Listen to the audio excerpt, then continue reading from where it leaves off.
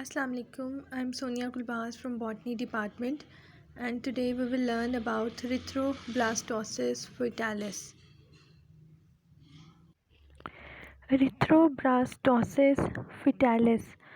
Erythro word erythrocyte से है and blastosis means इनका जो ब्रेक डाउन है and fetalis वर्ड जो है वो fetus से है, यानी कि maternal fetal की जो RH incompatibility है उनका इसको हम इसमें स्टडी करेंगे। Maternal foetal incompatibility results when an RH negative woman married to an RH positive man conceives a child who is RH positive। ये कंडीशन तब पॉसिबल है जब वुमेन जो है वो खुद RH नेगेटिव है, उसका ब्लड ग्रुप नेगेटिव है और वो किसी ऐसे मैन से ही शी इज़ मैरिड जिसका ब्लड ग्रुप जो है वो RH पॉजिटिव है। और फिर अगर उनका जो बेबी है she is conceived a child, उस चाइल्ड का ब्लड ग्रुप अगर पॉजिटिव है, देखिए मदर का नेगेटिव था और बेबी का पॉजिटिव है, सो इनकम्पैटिबिलिटी आ जाती है। If the man's genotype is double D capital, हमने प्रीवियस लेक्चर में पढ़ा था कि RH पॉजिटिव होने के लिए एक सिंगल डी होना ज़रूरी होता है जीनोटिपिकली, क्योंकि डी जो है वो एक डोमिनेंट एलील है। So all of their offsprings will be D capital and small d hetero होंगे। अगर मैंस जीनोटाइप जो है वो डबल डी के साथ है तो फिर लाजमी है कि फादर से एक डी जो है वो सब बच्चों में आएगा और जितने भी ऑफस्प्रिंग्स हैं वो हेट्रो होंगे, एटलीस्ट उनमें 1 कैपिटल डी लाजमी आएगा, will be RH positive. But if the man's genotype is already hetero, अगर पैटर्नल जो जीनोटाइप है वो हेट्रो है, उसके पास सिर्फ एक कैपिटल डी है और स्मॉल डी है एक दूसरा, तो चांसेस हैं कि half of their offsprings will be hetero and they will be RH positive. If red blood cells of RH positive fetus cross the placental barrier and enter into RH negative mother. अब ये case study की तरह आपको जो है इसको study करना पड़ेगा कि देखिए मदर जो है वो RH नेगेटिव है और बेबी जो है वो RH पॉजिटिव है, तो बहुत मुमकिन है कि प्लेसेंटा को क्रॉस करके फीटस जो है उसका RH पॉजिटिव प्लेसेंटा को क्रॉस करके मदर के अंदर, मदर की ब्लड स्ट्रीम में एंटर हो जाए। The mother immune system will start acting against it, which react to the fetal RH antigen stimulus by producing a large number of anti-RH antibodies। तो mother का जो blood stream है उसमें फ़ौरन से एंटीबॉडीज़ बनना शुरू हो जाएंगी जो कि anti-RH एंटीबॉडीज़ हैं। When mother's anti-RH antibodies seep through the placenta into the blood circulation of the fetus, अब ये एंटीबॉडीज़ जब प्लेसेंटा से होती हुई फीटस के अंदर जाएगी, दे विल स्टार्ट हीमोलाइसिस और हिमोलिसिस भी से कहते हैं। Haemolysis mean break down or bursting of red blood cells of foetus के red blood cells break down होना शुरू हो जाते हैं, जिसकी वजह से फीटस जो है वो अनीमिक हो जाता है, उसमें ब्लड की रेड ब्लड सेल्स की कमी हो जाती है, वो अनीमिक हो जाता है। सो इस कंडीशन में हमने क्या लर्न किया है कि अगर मदर जो है वो RH नेगेटिव है और अगर बेबी उसका RH पॉजिटिव है, तो अगर बेबी का ब्लड जो है वो मदर के ब्लड स्ट्रीम में एंटर होता है थ्रू प्लेसेंटा, तो मदर क्योंकि RH नेगेटिव है, she will produce anti-RH antibodies.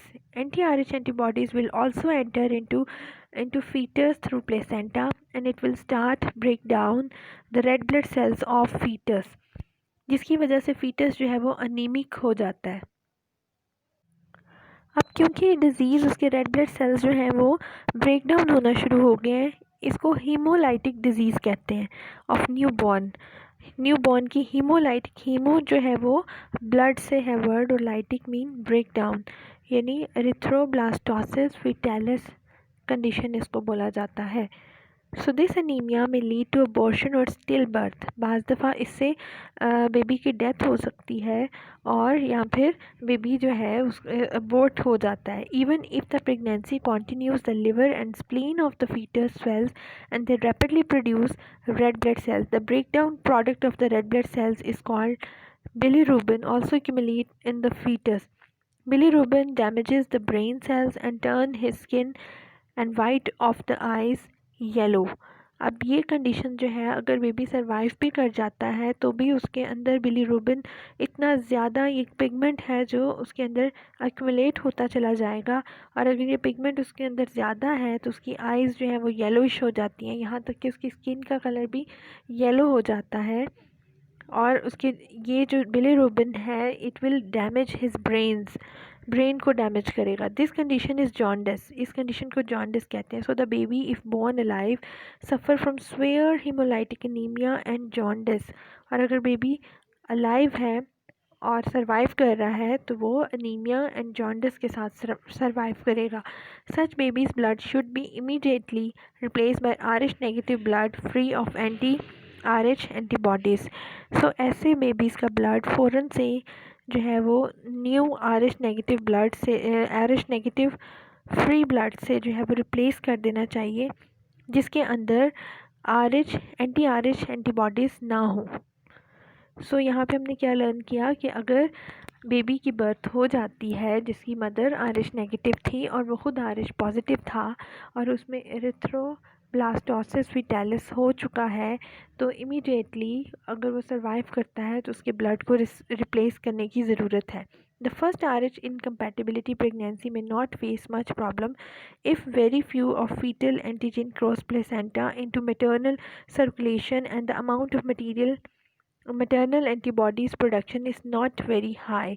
जो फर्स्ट केस होता है, अगर फर्स्ट टाइम मदर के साथ ऐसा हो रहा है, अगर फर्स्ट प्रेगनेंसी है तो इस केस में जो है इतनी कॉम्प्लिकेशन नहीं होती क्योंकि वेरी फ्यू एंटीजेंस हैं जो क्रॉस करती हैं और जिसको खुद ब खुद इम्यून सिस्टम जो है वो बैलेंस कर लेता है। But when placenta detaches at birth, a large number of fetal cells enter mother's bloodstream and stimulate production of large amount of anti-RH antibodies by the mother. लेकिन बर्थ के time पे baby के blood में से अगर कुछ mother के blood में एंटर हो गया ब्लड स्ट्रीम में तो बहुत ज़्यादा जो है आरएच एंटीबॉडीज़ मदर का इम्यून सिस्टम प्रोड्यूस करता है।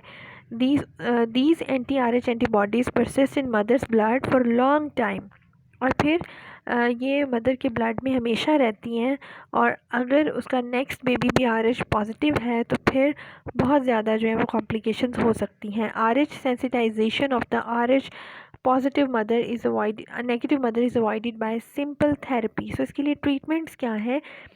A mother should be given an injection of RH anti-serum during early pregnancy and immediately after birth. And RH antibodies in the RH anti-serum will destroy RH positive red blood cells of the fetus before they stimulate production of maternal anti-RH antibodies. So the injected anti serum disappears before the next pregnancy. So इसका simple treatment ये है कि ऐसी mothers को anti serum Rh anti serum जो है उनके अंदर इंट्रोड्यूस करवाया जाता है, और जो कि कुछ टाइम के लिए रहता है और later on for the next pregnancy वो डिसअपियर हो चुका होता है। Some time a mild ABO incompatibility protect the baby against a more severe Rh incompatibility. अगर थोड़ी बहुत एबीओ की इनकम्पैटिबिलिटी है तो उसमें स्वेयर आरएच इनकम्पैटिबिलिटी जो है वो नहीं होती। But if O negative mother conceives A positive and B positive baby, any foetal A और B type red blood cells entering the mother blood are quickly destroyed by her anti A and anti B antibodies before she can form anti Rh antibodies. ये एक simple आपको जो है वो एक case बताया गया है कि अगर ओ नेगेटिव मदर है और बेबी जो है वो ए पॉजिटिव या बी पॉजिटिव है तो इजीली फीटस ए है या बी है उसके रेड ब्लड सेल्स एंटर होते हैं मदर के ब्लड के अंदर, और मदर जो है वो क्विकली उसको डिस्ट्रॉय कर देती है अपनी antibodies A and antibodies B के through before she can form anti Rh antibodies. So हल्का फुल्का जो इनकम्पैटिबिलिटी है माइल्ड है वो बेयरेबल है। यहाँ पे एक एक्टिविटी गिवन है कि N RH negative woman is married to an RH positive man whose father was also RH negative। सो यहाँ पे जो मेल है वो RH पॉजिटिव है लेकिन उसका फादर जो था वो RH नेगेटिव था, तो इसका मतलब ज़रूर है कि वो हेट्रो होगा।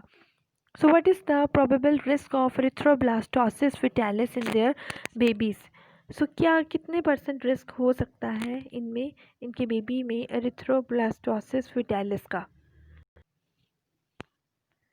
सो इसमें आप देखें कि अगर वो मेल जो है वो आरएच पॉजिटिव है और उसका फादर जो था वो आरएच नेगेटिव है, तो he must be hetero. Hetero means he has both alleles, Rh negative and Rh positive. He can't be Rh positive and positive because his father was Rh negative and Rh negative. So each of his children will therefore have 50-50% chance of getting this gene. सो इस चीज़ को आप इसको जो है आप solve करेंगे और आप इसको जो है वो एक प्रॉपर क्रॉस की फॉर्म में एक्सप्लेन करेंगे. So this is all about erythroblastosis fetalis. Thank you so much. Learn it properly.